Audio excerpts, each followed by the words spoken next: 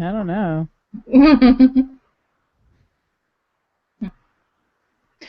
All right, good afternoon or good evening. This is Tamika again, and welcome to Side Eye in the City, episode 6. Welcome, zero viewers. How you doing? Again, this is Tamika, and I'm joined this week by my fellow sister in Side Eye, Miss Sydney. How you doing, Hello. Miss Sydney? I'm all And right. good, good. Well, it looks like right now it's just the two of us. Some of our other partners might be joining in a bit late, but we were going to go ahead and get started. So, how you doing? What's new? What's shaking? What's hot? Not me. I'm freezing. I have a sweater poncho combo thing. It's very smart. I like it. Awesome sauce. I don't know what's popping in these streets right now. I don't know. I am kind of in a work coma all the time during the week, so I hear little bits and pieces. hmm Uh, I know the SAG Awards were last Sunday. Uh, Yes. Well, okay. Well, let's go ahead and get us rolling with that. So, yeah. that was your Um, story. So what's yeah. going on with the I SAG Awards? Who's sagging? so For those who don't know, all zero viewers. Right. All right. But those who don't know, when you go to work in Hollywood and you work on a big production, in order to participate, you have to be a member of the Screen Actors Guild. And there's a directors guild and a couple other guilds. And these are things just set up to make sure that people don't get stiffed and they get treated correctly, and like people have access to health care and they get paid a fair wage for their profession, that sort of thing. So So you're a union. yeah, a union. And I Uh-huh. think, oh shoot, I forget which year this is, but they started giving out awards, I don't know, 30, 50 years ago or something like that. So these awards are hmm voted on by others also in the Screen Actors Guild. Now, to me, I weigh these more than I weigh like Oscars, because hmm they really are, for the most part, given to people on their acting ability and merit. So because you're voted on by your fellow peers in that particular profession. And if Brad Pitt's like, that's good acting, I'm like, yeah, yeah, it is. I mean, Right. He would know. he's a pretty good actor, so I'm not going to say he doesn't know his craft when he sees it. I mean, he does. Right. So last Sunday was the awards, and for the first time in Screen Actors Guild history, an African American woman won for lead actress in a drama and lead actress in a comedy or comedy ensemble, something like that. So Awesome. yeah, Miss Viola Davis with her fierce self won for How to Get Away with Murder, which is amazing. Yes. And Ozo, I can never say her name right. I think it's Um, Aduba, I I think. think so, but I don't want to murder it, so I won't I'm attempt. sorry if I said it wrong, but you rock. You do, ma'am. You do. Um, from Crazy Eyes from Orange is the New Black. She Right. won for her role in Orange is the New Black. Awesome. That is so Yeah, cool. That is yeah, really and cool. it is. It's really nice. And Orange is the New Black won for like comedy ensemble. Nice. Nice. Hmm. Hey, Miss Sunny. I think we are Hello. being joined by our third sister in Side Eye. Sorry, so No sorry. worries. No worries. We're on CP time. Although Yeah, that's not a thing for we were just non-CP. more concerned that you weren't going to be here than anything else. How you doing, Miss Sunny, this week? I'm good, man. Just I don't know if I'm getting a little sick or what the deal is, but something just Oh kind of came no. over me, so that's why I was running late. So I apologize. But we're here. Let's go. I'm sorry you're not feeling so well. Oh, it's I hope you feel okay. better soon. I Yeah. And will. Chris might be joining us a little bit late also. She had a prior engagement that she's rushing back from right now. Don't make me call you. No, I'm just kidding. No, but she had another engagement that she was a bit of a conflict, so she's going to try and join us later if she can. So welcome. Sydney and I were just discussing this year's SAG Awards and how Miss, forgive me if I say this wrong, Uzo Aduba from Orange is the New Black won for Best Lead Actress in a Comedy. Was her category? Was that? Hmm.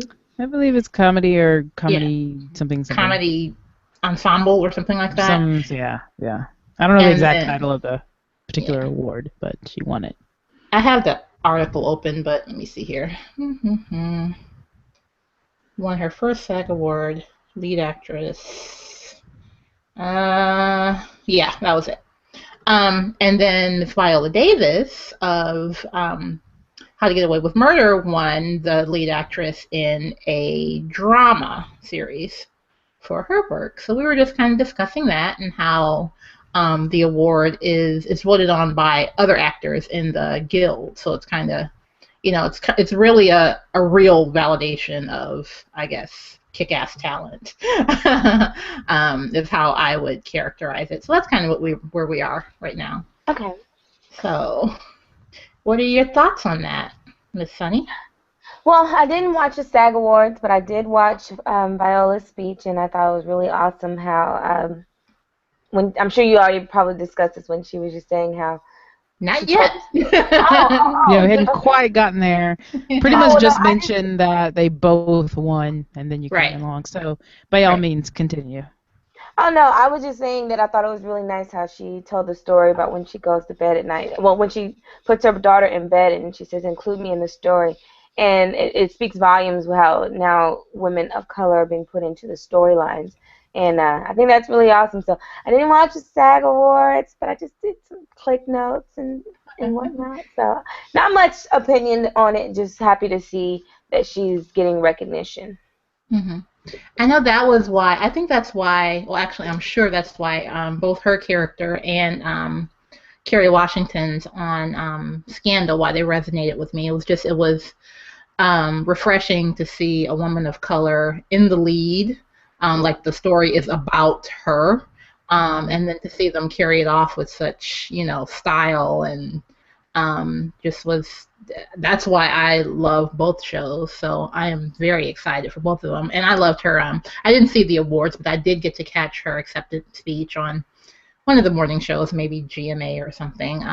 So I did get to see her speech, and I thought that was awesome. And I thought that it was really cool how she wore her natural hair, and I saw that mentioned on a lot of the shows too. So she Yeah. got a lot of props for that also. So yeah. What do you think, Miss Sydney?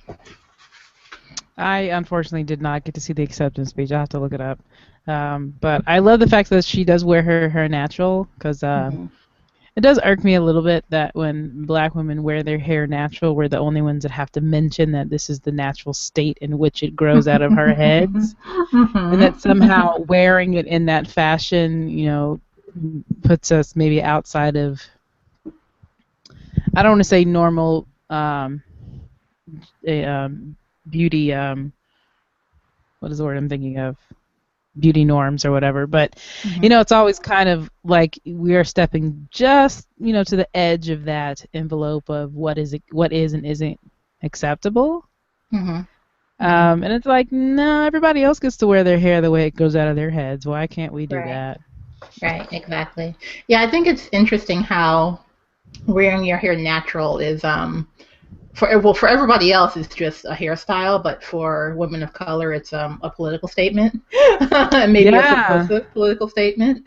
Just like, yeah. so the way I am at birth is subversive. Huh. Right, or somehow because because at one point in time I did have an afro, and then when I started locking up my hair, this guy kept talking to me about like legalizing marijuana and Bob Marley and Are you like serious? very yeah and very liberal political stances and whatnot. And I was like, excuse me, I'm a Republican at the time. I was. It was a poor life choice, but I was. And he was like baffled by that. He was like, what? It was like I had personally injured him or something. And I'm like, I'm literally doing this so it's easier to take care of my hair. This has nothing to do with my stance on politics or policies or anything. So, Right. back off. Right. Oh, girl, I was actually just talking to Chris earlier this week about some hair microaggressions that I have experienced recently, which I'll tell you guys about a little bit later. But I also wanted to piggyback off what you just said because another famous person actually had some interesting things to say about dreads in particular recently, and that was the actor Anthony Mackie, who played, I think he was the Falcon in the last Captain America movie. Yeah, and he's in that movie with Kevin Costner, Black or White, or Black and White. Oh, is he? Oh, is he the dad? What the hell No. happened to He him? is. He's not the little girl's dad. He's like the I uncle or wondered. something. He's like the one, not the one kid, but he's like the good son out of the two Okay. sons. He's like the one who's Okay. got it together. Hmm. Gotcha. Okay, because there's always like a 50% success rate with us. If y'all didn't know Of that. course, of course.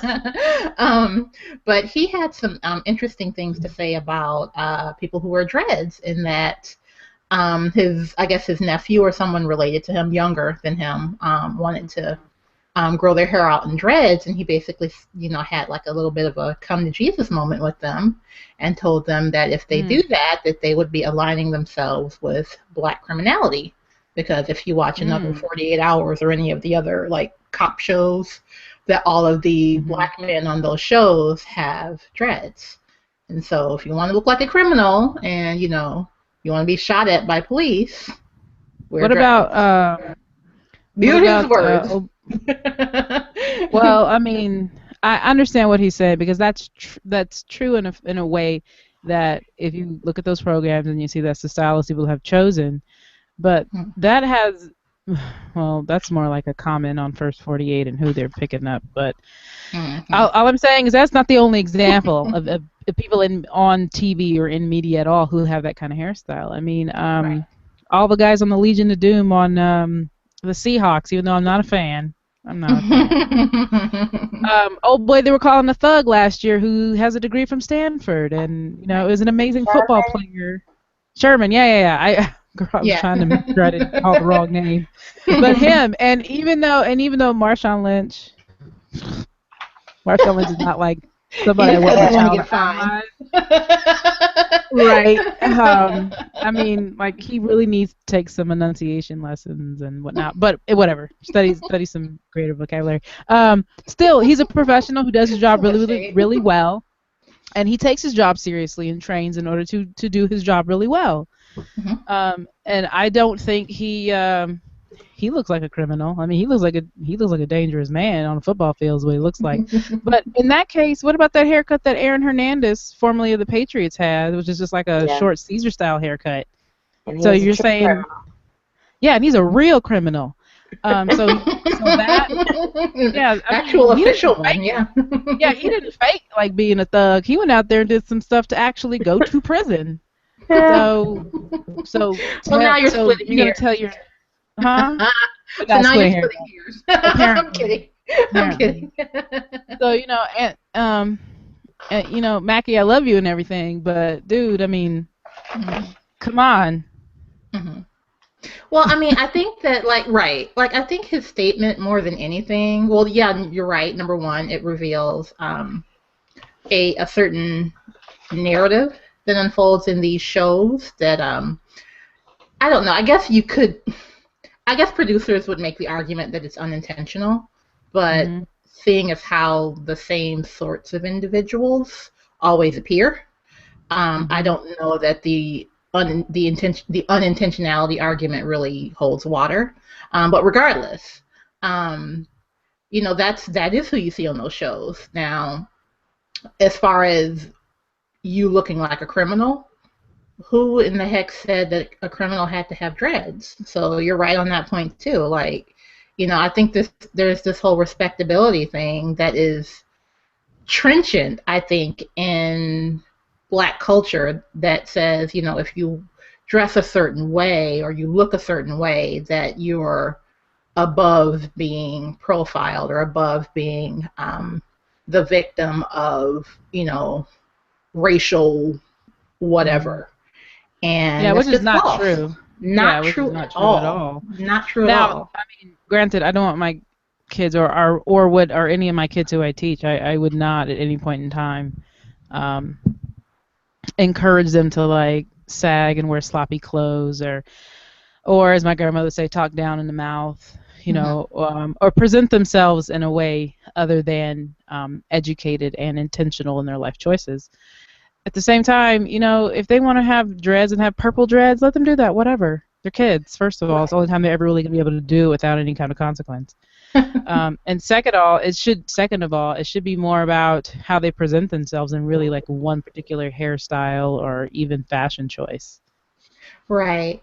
I guess I would, I mean, not that I would encourage kids to dress sloppy, quote unquote, either, but I think that we have, like, that's the slippery slope. Like, how are we defining sloppy? And why is it always black kids that are dressing sloppy? Like, I mean, I work on a college Yeah, campus, and yeah, in my classroom, the kids wear jeans and hoodies, yeah. and they're not considered sloppy, even though they're wearing the same stuff that black kids in the hood are wearing.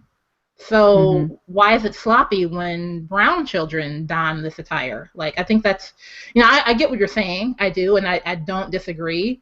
But I feel like for whatever reason, black kids aren't allowed the freedom to dress like kids, to dress like all kids dress, Yeah. and that's, I don't know, that's unfortunate. I don't know. What do you think, And, Sonny? well, and just to say, piggyback what you were saying about how, um, if you think about it culturally, African American kids have really built and molded how culture is in current state. Like whether it's Mhm. hip hop, whether it's the dreads, whether it's the color in the hair. Like I see a lot of Caucasians with dreads now, and I'm like, okay, do you? Don't get it, but hey. But I just see a Not a lot. fan. Not I'm a not a fan of the fan white either person because with dreads. I feel like sometimes it can be mocking sometimes, and maybe I shouldn't look at it like that. But I do feel that they set the precedence of what people are wearing, and how people see what's hot in fashion. Even if you look at Kylie Jenner adding the lips, that's, Mhm. I mean, that's almost like saying, okay, so you tease us for our big lips, and then you go and you make big lips. It's no different from the Mhm. booties. You don't like Well, it on didn't you us, know that but you Vogue go buy discovered booties in 2014? You all didn't know that? Like, they it. literally invented the ass in 2014, and they can credit Yeah. Iggy Azalea for that. So thank you, Iggy. Thank you for Uh, that. cause So, And was Jennifer cause Iggy got Lopez. a bigger booty than Nicki, but check According it, to but or Vogue, even apparently. but Kim, or even Kim. Kim's not black, but she is brown. yeah, she's something.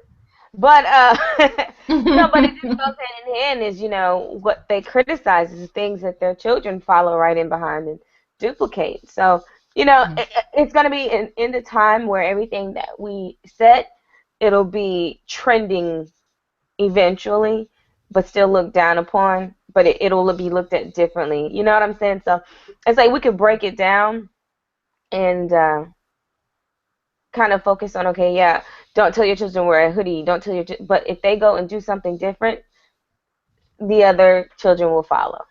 I mean, it's just a Right, reality. Look at skinny right. jeans. I don't get it, but hey, Right. I see. Can we ixnay on the male skinny jeans? That's something I can't Ugh. get. Ugh. Just ugh. It's Yeah, no, just so not I'm with right. you. I mean, so ugh. it's just And then they it's go, just never mind. life. Well, I I mean, was gonna go I off on don't a like it. tangent, but yeah. I don't really like it on girls either. But I feel it's different to have an adult dress a certain way than have a teenager or a young girl dress a certain way. True. True. When it comes to like just wearing tights and a t-shirt out of the house or whatever. Hmm. Um, uh, and I think it's mostly because I don't. If I had a daughter and she was 13 and she, was rather shapely and she walked out in skinny jeans and a t-shirt and then, guys stopped and turned around and looked at her, I'd want to shoot all those men. 'Cause, like, But how would you dare you blame look at my her? 13-year-old daughter that way? Yeah. Right. But would you And blame her? I mean, no, that's not what. at all. Yeah. I Yeah. wouldn't blame her, but I don't know. It's like if she's by herself, I can't control what happens to her, you know? True. Very true. And while I more than likely wouldn't buy her skinny jeans, I'd buy her jeans as long as they fit. It's fine. Hmm. But Hmm. I'm not specifically like those look like tights. Like you can't put your hands in your pockets. No. Yeah. No. So yeah, it's just an interesting, I think, discussion that needs to be had as far as, I guess, where is that line? Where is the proper place for that line between respectability and fairness, and like Mm. where are our kids on that continuum? Like, are we telling our kids if they dress a certain way they'll be treated with respect when we know full well that's not the case? Right. That's Or if they true. wear their hair a certain way or don't wear their hair a certain way, they'll be treated with respect. Because I mean, I think you guys made a valid point that, well, we could say that criminals on another 48 tend to wear dreads, but then a lot of professional athletes wear dreads. So hell, I want to look like a professional athlete. So, Mm. Right. so interesting little conundrum there for our children. So, well, anyway, congratulations to Miss Viola Davis and Miss Aduba. I know I messed that up. I'm sorry.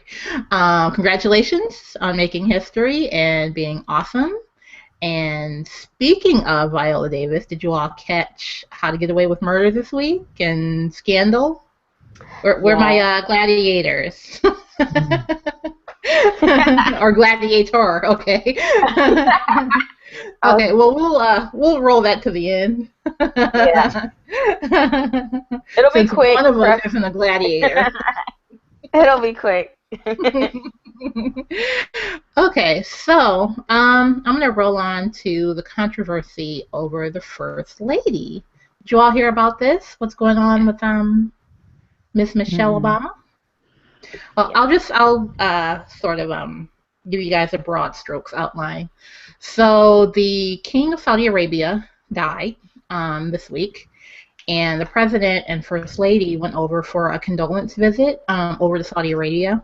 And while they were there, they did the whole, I guess, all the official things to do as a head of state on those visits. And part of that was meeting the new king of Saudi Arabia. And Mrs. Obama stirred up a bit of fake controversy this week. And I say fake, like you'll get what I'm saying in a minute. But Mm. basically, because she didn't wear a head covering, and in Saudi Arabia, women are actually required to cover their hair and their faces with a scarf and veil, a hijab. I think I said that right. I hope I did. Mm. A job, yeah. Good job. Hmm. Women are required to wear that in public. And also, she stirred up a little bit more controversy, fake controversy, when she shook the hand of the king of Saudi Arabia. So now I said fake controversy because it was reported on here, and the way that it was framed in the media here was like, oh, Michelle Obama is, showing Saudi Arabian women how to be independent or whatever. Like that was the framing of the story. Mm. And they were basically saying that like bloggers and news outlets over there were like furious with the first lady and, took it as a sign of disrespect. And then there was even this video uploaded from, I don't know what news outlet it was, but it was some news outlet over there, but it was uploaded to YouTube, and it actually blurred out the first lady. Like you could see the president and all of the other Mm. statesmen, but on Michelle Obama, it was blurred. And so there was a bit of a kerfluffle there, but come to find out that that actually wasn't how it was reported there. Mm. So yeah, so our media here basically kind of made up this controversy all about, you know, Mrs. Obama. So that was the fake eyebrow raising stirred up by our first lady this week. So what do you guys think about that? We did talk about how certain news organizations, I won't say which ones, but one of Sonny's favorites, That rhymes um, with Box News. That what one. what rocks with box, yeah, rhymes with box. Um, how they report inaccurate. Uh, I should say they make up stories that they report Mhm, as news, which are quite often false. mhm, To get people to watch the news. mhm. And I feel like they aren't the only ones who do that, or the only No, news yeah, it was actually like organization. Salon and Huffington Post and like Yeah, yeah, a lot of them did that this week. sensationalize it. Maybe, maybe not report false news, but do sensationalize it. So, but this seems like it's actual false news that they reported, which makes me just not want to listen to them even more. Just Right. not trust them as valid. Right. Yeah, I think like one of the things that stood out to me was in the framing of it. Like, yes, she did, shake the king's hand, and yes, she did go without a head covering.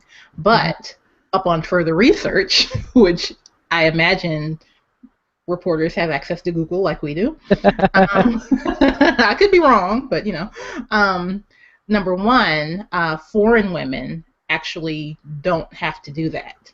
Right. Right. They don't have to wear the head covering in public. And as far as shaking the king's hand, he reached for her hand. It's not like she jumped on him and was like, "Shake my hand!" Like Right. like they were going down, they were going down the receiving line, and he reached for her hand. And again, some of the statesmen or some of the other officials there didn't, and those that didn't, she politely nodded and smiled, and they nodded and smiled and moved on. But as far as her, aggressively shaking the king's hand, that is completely false. And as far as her, making this powerful political statement, not so much. So Right. I was gonna say when foreign women visit Saudi Arabia, they aren't required. I mean, it's seen as like, oh, that's nice, but it's not required for them to do that because they aren't citizens of Saudi Arabia. So. Right. Right. What do you think, Miss Sunny? I was just gonna say, I think that anyone working in the White House and for the Obama family would most definitely prep them ahead of time, so they know better than to do anything disrespectful. So it's just one of those things. I even have to say, Fox News will just harp on the negative, and like you said, I mean, to me, it's been a slow week. They need something to talk about. So it was just a moment I think they just took and ran with it. But I mean, let's be honest and let's be real. She's a very intelligent woman to where she would have known what the procedures are there, so she wouldn't have been disrespectful at all. Right. So. Right. Well, in the interest of fairness, I didn't see. I'm not saying that Fox didn't report it that way, but the ones that I saw, it wasn't from Fox this time. So. Oh. Not saying that they didn't report it that way. I'm just saying I didn't look at them. I didn't want to get angry. I didn't watch Fox this week. I just kind of chilled on some news, but they have their days and their moments. I think he probably wanted to meet her. I mean, she is Michelle Obama, for crying out loud. Who doesn't want to meet her? Right. So you're like, I got to shake Michelle Obama's hand. And not everyone thinks from that mentality of what they were raised with, so you never know how modern he is in thoughts. And then, like you said, she's not a citizen, so they may not look at her the same as if they would see their own women. So, I don't think it was a big deal. No, it definitely wasn't. It really wasn't. That's why I said it was a fake controversy. Another, I think, attempt to embarrass the Obamas, which actually brings me to another topic. And this one that we covered last week, Sunny, that you had some feelings about. And that was about the YouTubers interviewing the president and about a certain particular YouTuber.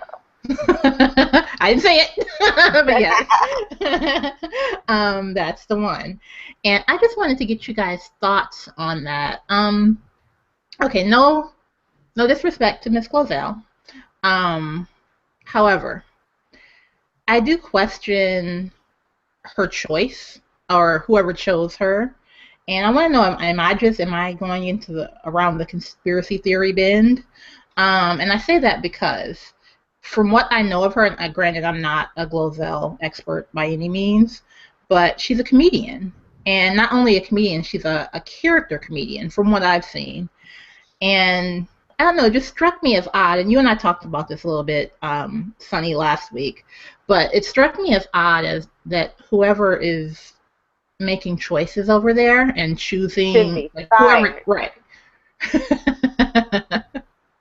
I didn't say it. But yeah, like whoever chose the YouTubers that they chose, it struck me as odd that they would choose a character comedian to interview a sitting president. Like I don't know. Is that am I the only? Am I reaching? Like I don't No. know. I almost feel like this was an attempt, and it would have had to have been from within, which is where the conspiracy thing comes in. But like it felt like an attempt to embarrass the president, and I don't know. Like, what do you guys think about that? Am I I reaching? yes, I think so. Okay. Oh, I only feel No. like it's reaching because there are literally millions of YouTubers, and they Hmm. probably reached out to a good number of people to find out who could or couldn't come. And when they narrowed it down, I mean, you don't want all like John Green, even though some of the stuff he talks, I mean, Hank, some of the things they talk about are funny. He's not primarily comedy. It's it's like education and social awareness. And the other chick, Hmm. I don't even know her. But if you have like a bunch of serious people, it has a different feel than if you have like a serious, a funny, and then maybe like a fashion person. You know what I mean? Right. Well, no, again, yeah, I get what you're saying. I guess my bone of contention is that I mean, again, it's not that I have a problem with them choosing a comedian, Hmm. but and I think that maybe they were looking for specifically for a woman of color, but I don't know. Given all of the YouTubers there are, I don't know if I would have chosen that particular YouTuber for that. Now, if she Mm. were going to interview him about comedy, okay, like yeah, she would have been at the top of the list. But like talking about Cuba and like actual issues, I don't know. Just it seemed like a very incongruent choice to me, Mm. and I don't know. I don't know. Maybe I am And I reaching. think, Maybe I'm seeing a conspiracy where there is and none. and I Go also ahead. feel, I mean, I could be wrong in saying this, but she still could have been the person to interview him, but she could have toned down her caricature for that moment because it wasn't necessary. And I feel like what Well, right, yeah, that's a choice of her, right? Another right. choice of that I think question. even if they told her to be entertaining, she didn't have to be that off and into her character because she's not always like that on her actual channel. You know, I had to do a little research on this one and watch a few videos, and she can be funny, but she can tone it down, and I think she should have toned it down considering circumstances of how society is just looking at us right now as women of color. And what she did was just inappropriate and unacceptable. And whoever prepped her, because she was prepped prior to the meeting, Hmm. she should have um, there should have been some guidelines and some limitations on how far she would go with that character. That's just Hmm. my opinion. Right. I felt like she took it way too far, and then she ended up messing up because she was trying too hard to be this character instead of just being genuine and being appreciative of that moment. It's almost like a slap in the face that you have this opportunity, and there are people who have gone to school and really immersed themselves in this um, career of being a journalist, and you have a platform and you use it like that. To me, it's kind of disgusting in a way because how they see us is truly from an uneducated view where you go on YouTube and you have 3 million followers, and then you get to meet Obama and you get to do all these other things, and it's just like there's a point where the comedy just isn't funny anymore, and that was a point that she just took it too far. So I'm with you on that conspiracy right there. So you got one here. I don't know. I I feel saw. like Go ahead. if they wanted to embarrass the president, they could have found a better way to do it. I don't even think they've embarrassed the president. I think that she just added to a stereotype. You know what Hmm. I'm saying? So I Maybe think how furthering a narrative. Yeah. right, and I feel Yeah, like maybe they that's a better way to kind of look at it. I don't think they necessarily went to just attack him, but I think how she presented herself, she missed out on an opportunity that could have been really positive. So I'm Yeah, I still see. not Yeah, yeah, and and yeah, whoever I think yeah, she was trying too hard to be that character. I mean, she should have just been herself. Yeah, I agree right. with Right. you there. Right. Yeah. And you could tell it. You could tell she was doing the most when she was speaking, and it just didn't come out right because you were not being genuine. And I don't know, it just amazed me that they prepped her and she had an opportunity to review and go over these things, and she still did a horrible job. I had to take a breath. I'm sorry. I didn't mean to get your pressure up. I know, And right? I don't mean I hope that we don't come off like we're attacking this young woman. Like, I mean, she's got 3 million I am. viewers, so well, 2 out of 3 of us are attacking her. I mean, she's got like this huge following for a reason, so she appeals to people. So definitely, Yeah. she's good at what she does. I just don't know if she was the right fit for that, or at least with that character. So I don't know. I don't know. Interesting. So. I'm Yeah. still not a fan. Well, oh, okay. I will not touch that. So, okay. Well, let's roll on to our first African American female Attorney General nominee and her Senate confirmation hearings this week. So, if you guys hadn't heard, President Obama has nominated Loretta Lynch to be the new Attorney General to replace Eric Holder, who retired this month. Her confirmation hearings were this week. I'm pretty sure they're still going on because I haven't heard about her being confirmed. But in her hearings, she had to pretty much prove that she wasn't Eric Holder. So, pretty interesting conundrum she finds herself in there. So, I'm what curious do to you know if guys she think had about to that? prove that because she was black or because she was the replacement. Mm-hmm.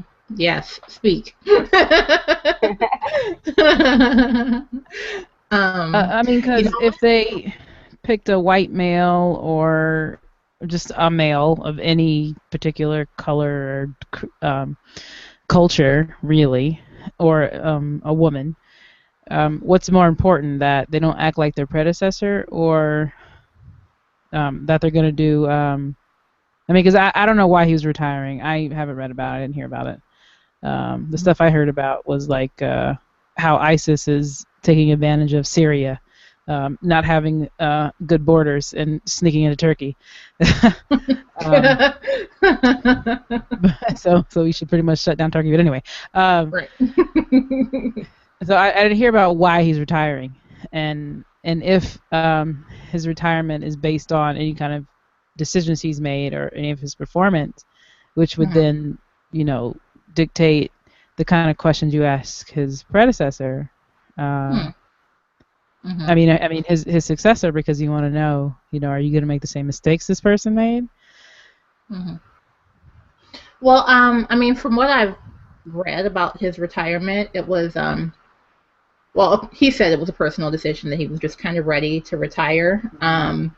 He has been the the GOP doesn't like him.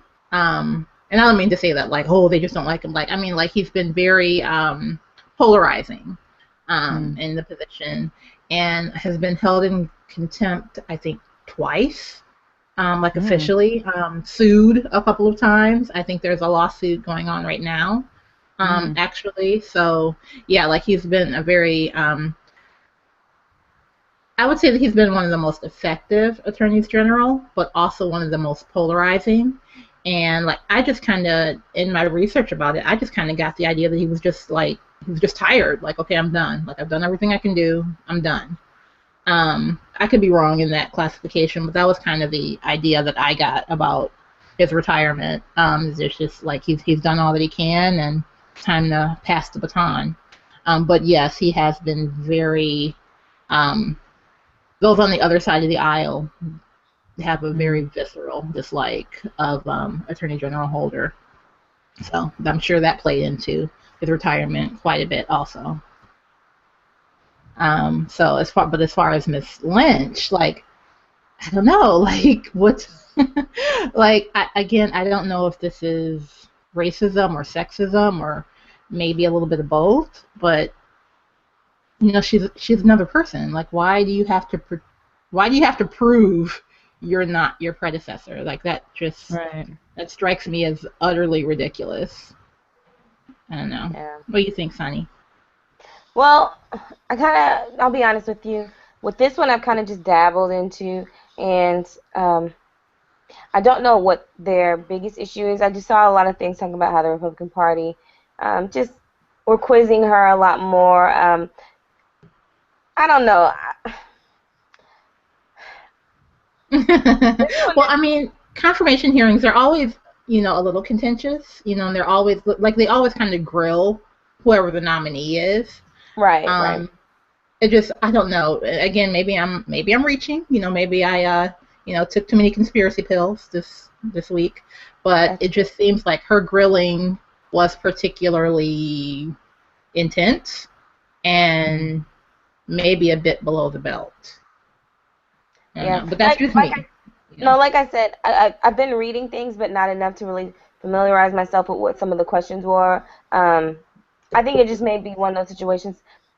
Of course, we always have to factor in the possibilities of the fact that Obama not, not is the one who's nominated her, and so they're always going to fight against that, considering that situation. But I don't know. I think I'm gonna bow out of this one, honestly.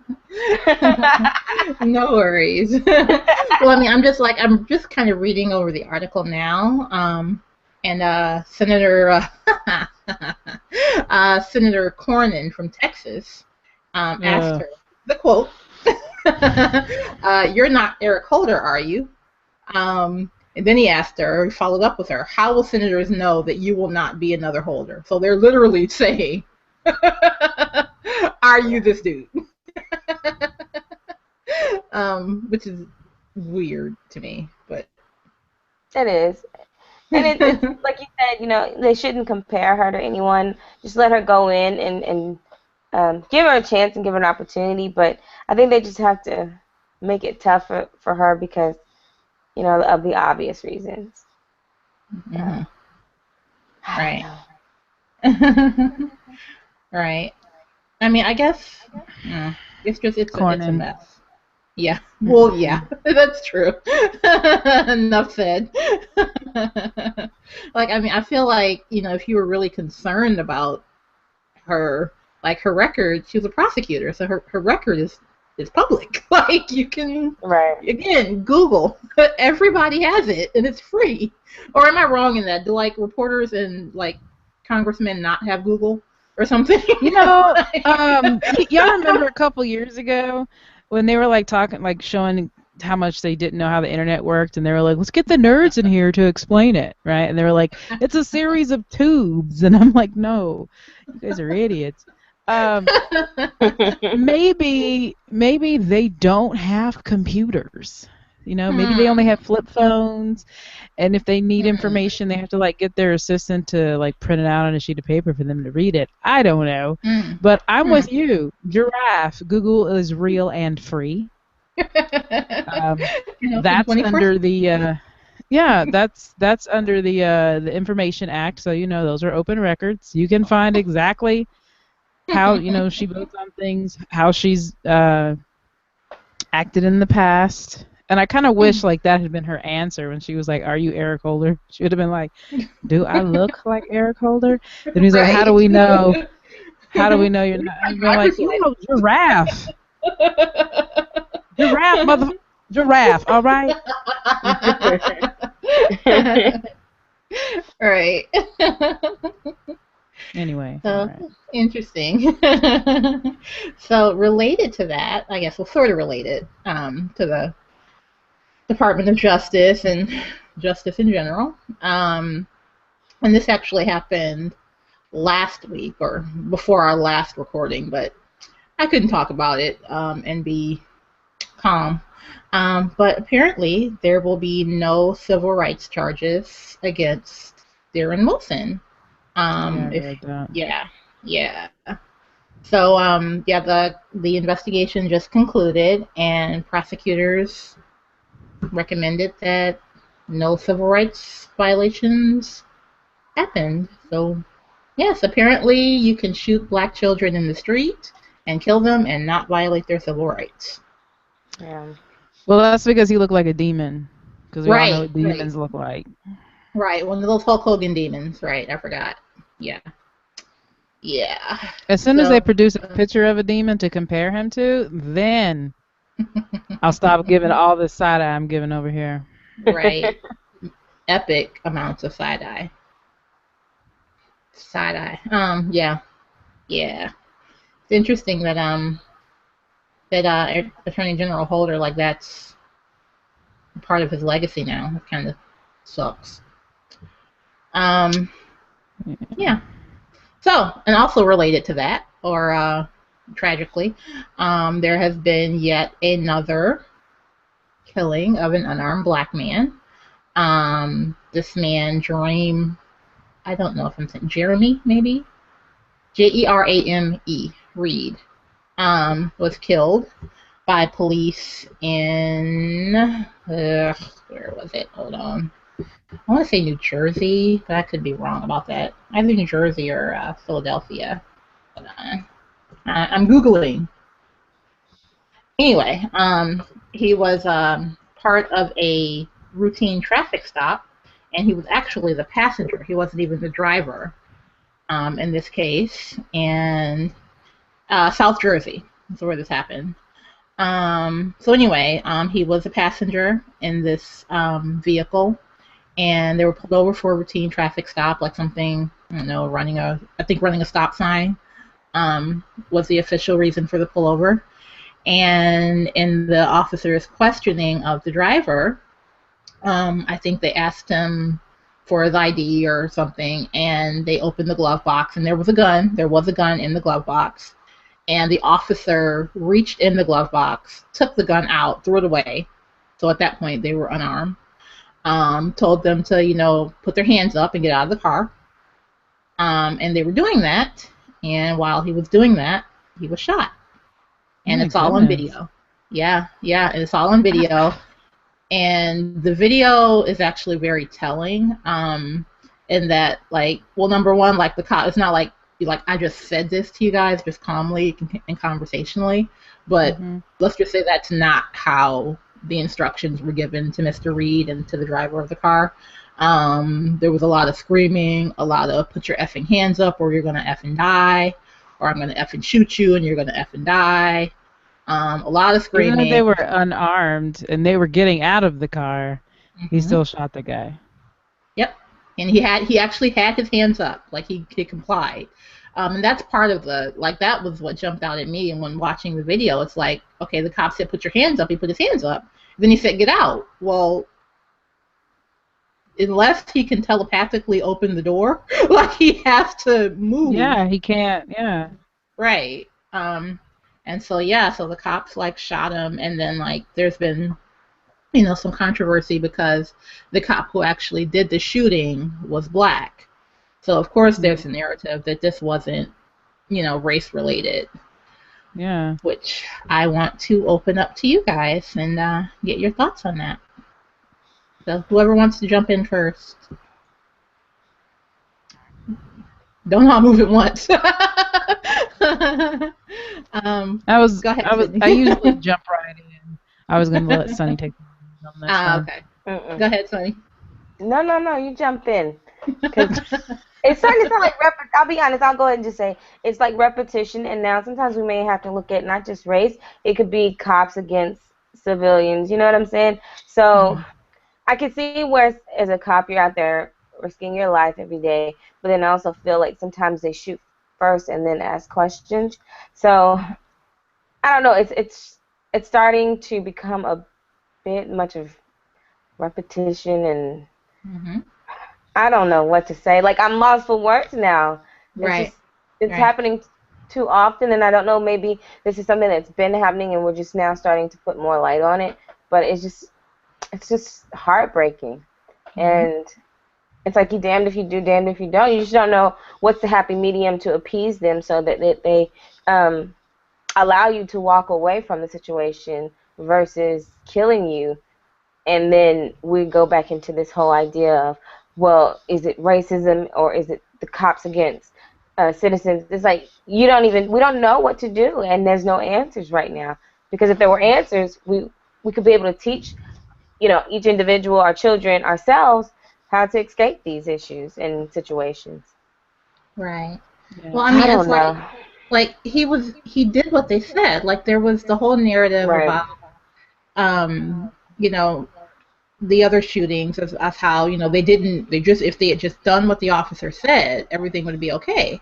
And this guy did what they said. They said, put Yeah. your hands up. He put his hands up. They said, get out of the car. He was getting out of the car. Like, what more could he have done to comply? I don't understand.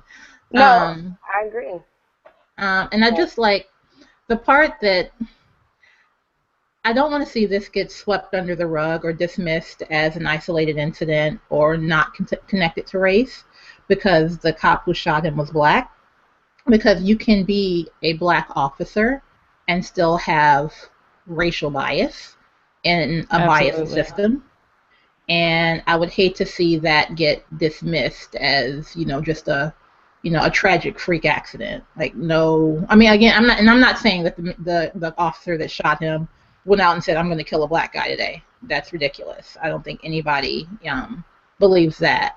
But they're operating in a broken system, in a system that criminalizes being brown. So that means whoever is enforcing justice is a part of that biased system and is affected by it, even unwittingly, even unintentionally. So this absolutely was about race, at least as far as I can tell. It was about race. I don't know. What do you think, Sydney? I'm trying to think of exactly how to phrase this. Because what it's going to sound like I'm saying is that the most racist people on the planet are older black men, but which is not necessarily wrong. But I think more it has to do with the idea of what people think black people will do in situations. Mm-hmm.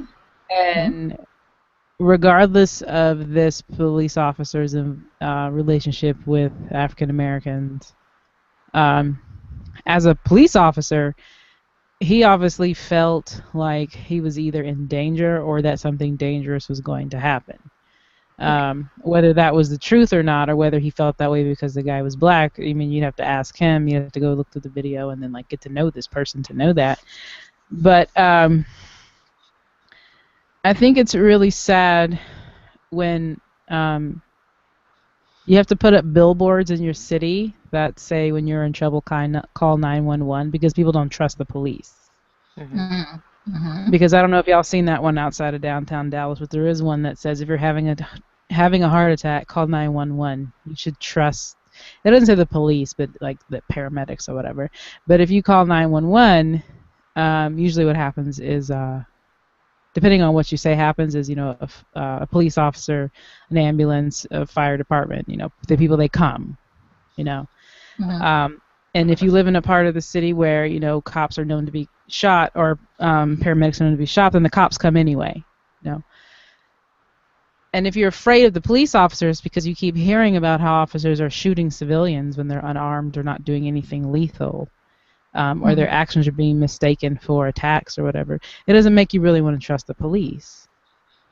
Right. So I think this is more of an issue of training and maybe, I don't want to say like psychological screening, but it seems like the attitudes of the officers is they've lost the idea that they're there to protect people and to serve them. Mm-hmm. I would agree. Not to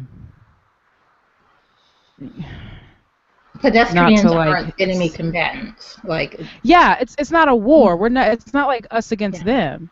They're there to help us. Their whole existence is there to make sure that law-abiding citizens are safe. And though I don't know where this took place, I mean, you said it was in Jersey, but I don't know like if the guy had a concealed handgun license. I don't know. So just because he had a gun doesn't mean he was carrying it illegally. That doesn't mean he was breaking the law.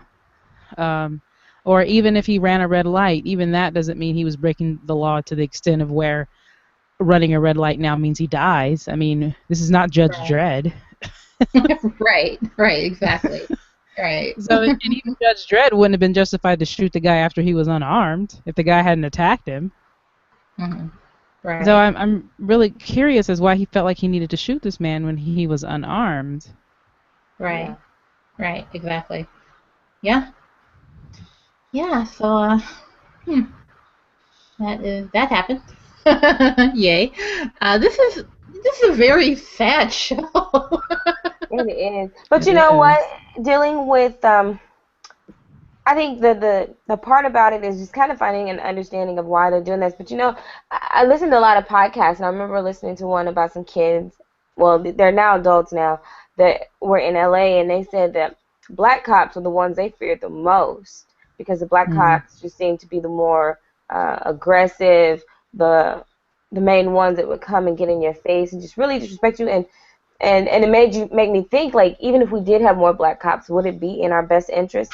Question. I mean, mm, it's like there's so many questions that we will never really truly have answers to because you don't know who's really on your side. So sometimes I look at it like now we're fighting the cops and hoping and praying that we walk away from a situation. I don't know if you all had an opportunity to see this, but it really kind of brought me to tears because it could happen anywhere. And I want to make sure. Have y'all ever heard of Charles M. Blow? I've seen him quite a bit. He's a columnist for the New York Times. I've seen him here and there, but I never really knew who he was. So he did an article about his son, actually, and it says, at Yale, the police detained my son. And his son went into detail on how the police officers automatically assumed he fit the description of a crime that just happened. He fit the description of the person that had just done the crime. And what was so sad is this young man was just now leaving the library, and because At he had Yale. equipment at Yale, and he had equipment and how they handled him, he did everything that they said, but you know, for a kid to have a gun drawn and you're not used to that, you don't know what that's like.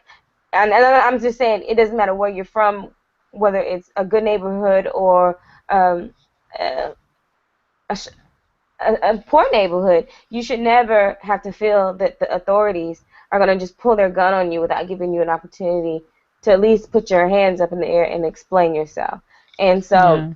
it brought me to tears because it's like no matter what you teach your children, no matter where you come from an economical status, it's just like you just don't know if you leave your house, will you be able to come back? And Right. Mm-hmm. that's scary. And I don't know if you know, I have little cousins, and to know that they are in a position where they're at these small communities that they live in that are, you know, part of the university, if even they can find harm's way just because of the color of their skin, and they could have a Yale hoodie on, look like a child that's doing not doing wrong. We just don't know because the color of skin is going to be questioned before their character, Yeah. and it's really Right. Mm-hmm. scary. Right. And I'm gonna add to that because I did hear about the story about Charles Blow and his son, and also I think this week or maybe it was last week, in Florida, our favorite open carry state, there's an African American man going into Walmart, and he had a gun, a legally licensed weapon, and a vigilante, which I guess Florida is particularly good at breeding those folks, um, saw him and decided that he was going to take this criminal down. And Mm. so the guy, just minding his business, going into Walmart, older black man. So he wasn't even like, a kid this time, just an older African American man, walking into Walmart to do his, shopping or whatever. And these vigilantes, a bunch of them, just jump him and wrestle him to the ground because Mm. they happen to see the butt of his gun or whatever. And the police were called. Nobody died. He didn't shoot anybody, which, That's good. right. Which leads me to question what would have happened if he had stood his ground. Mm. mm Remember, Mm. this is stand your Yeah. ground central. Yeah, and they did So attack him. So, exactly, legally he could shoot exactly. them. Mm-hmm. Yep, Yeah. exactly.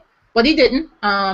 He was admirably calm and reasonable, and said, I quote, I have a license to carry a weapon. Like it's legal, it's registered. I have a license. He said that, to no avail. Did not get these men off of him. And the police were called, and they actually, did end up arresting the dude that, tackled him and like started this whole melee. But it just, I think it points out, and again, and the, young Mr. Blow as well, and this Jerame Reed in New Jersey, like I think it points to a culture that says to be brown is to be a criminal. And so I don't think, even hiring more black officers isn't going to change that unless we change how we've criminalized black people in general. Yeah.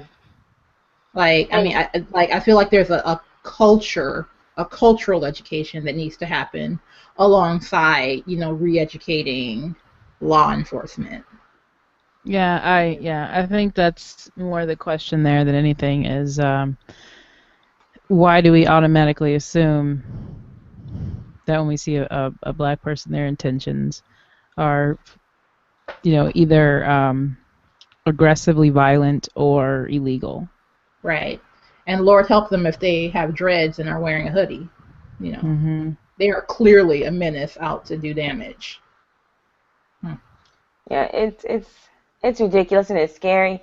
And like I said, I mean, we're having the conversations, but we really truly don't have any answers to these questions that we have, because I mean, I don't know. I guess it just makes me think of my dad. He hunts.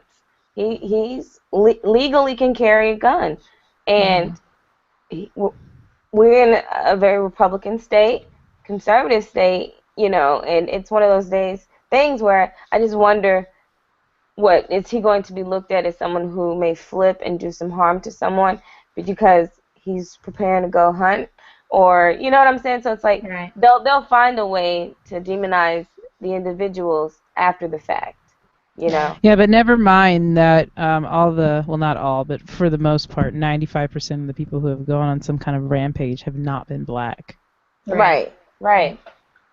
Well, right, there were the two kids that went on that crime spree, the guy that was like 18 and the 13-year-old girl, and they were basically framed as sort of a Romeo and Juliet, Bonnie and Clyde romance story, and it's like that they're on a multi-state crime spree. Yeah. But they were of the right pigment, and so they got the benefit of being innocent kids who made some bad mistakes, rather than being shot dead in the street. So. Yeah. And interesting, I saw this earlier this week on I think it was Melissa Harris Perry. Did you guys know that the NRA actually once supported gun control legislation? You guys know that? Really? No. You want to know the circumstances why? Yeah. It was in the 60s when the Black Panthers wanted to become armed. Interesting. So yeah. So open carry and all that, unless you're black, and then no open carry for you. So yeah. Interesting little tidbit of information there that I think speaks volumes about how we think of gun control and open carry in this country. Something to think about. Killer Mike, I don't know if y'all have ever listened to him, but he's like adamant about you need to have a gun, because when it's all said and done, they're going to either get you, so you better be prepared. And sometimes I look at that and I'm like, he's crazy. But then sometimes I look at it like, maybe we should start educating ourselves in the procedures and processes of becoming licensed gun carriers and all that good stuff, just out of the simple fact of protecting oneself.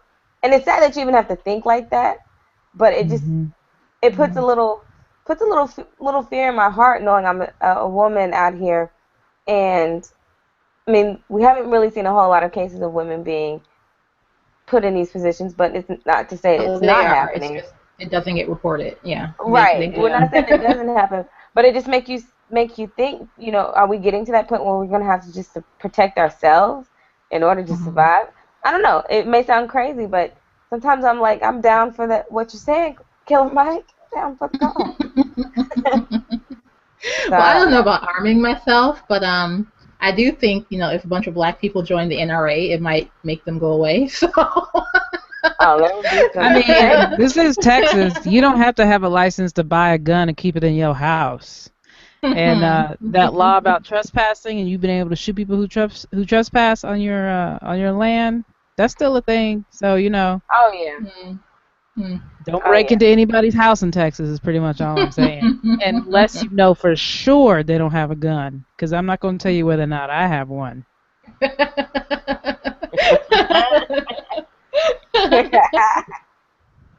And there you have it, folks. All Hmm. You think I got a right. box of Well, ammo? Just a box of ammo? Hmm. I'm just gonna throw at you. Just ping, ping. Right. I'm just gonna throw these shotgun shells at you. Well, okay. So I had another story, but this one's kind of heavy, and yeah, I think we're gonna table that one for until next week. So let's just talk about Yeah. scandal and how to be able to get away with murder. So, Neither of which I watched, so blasphemy. I'm sorry, I don't just have time to just watch TV during the week. I'm about to watch it now when we're done with this. But So, what do you think, Miss Sunny? What do you think about or did you get to watch, or was I the Oh only yeah. No, no, no. You're loafer that not alone. watched Now I will TV? say, you'll be disappointed me with the How to Get Away with Murder. I did kind of like shut down after a while. I'm like, okay, I'm done.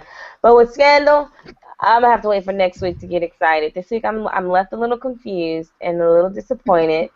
So to keep it short, keep it brief, I wasn't happy with the beginning of how they're starting this whole new thing. And I don't know if they're trying to just take her out of the whole idea that she doesn't need Fitz and she doesn't need Jake to survive. And I'm like, whatever. I don't. I'm not feeling it. Mhm. So, and then How to Get Away with Murder. I think it was pretty good. I mean, from what I watched, you can see how they're uh, coming together with their storyline with the students to figure out how they can get away and who to trust. So that was pretty good. I just didn't finish it. So this one Mhm. I'll leave to you this week. I thought they were both good. I can see where Scandal kind of it went off. I don't say it went off the rails, but it was out there this week with the whole kidnapping storyline. It was interesting. I think they're basically like they're tying together this whole conspiracy thing with the party trying to start a war for some reason or other. Yeah. So that's kind of like the next. I think that's where they're going. So like she's going to basically be held hostage so that the president can start this war that the vice president wants to start for whatever reason that he wants to start it for. So that's where I think where that's going. It was a little bit out there. It's a bit out there, but I mean it's Scandal. Like they're kind of famous for sort of being out there and being over the top. So it'll be Just interesting to see know, where it goes. just know what you just said finally made sense to me. So thank you, because I was lost. Well, I'm glad I could help. 'Cause, like, okay. As far as how to get away with murder, okay, spoiler for anybody who okay, hasn't I'm gonna watched it take my yet. headphones off then. Okay. I think it's going to turn out that the husband didn't actually murder that girl. I Like I agree. think, yeah, I agree. the early prediction. But then So it's just Sydney, like, you can come back. Wait, wait, wait. Okay, Sydney can come back. Go ahead.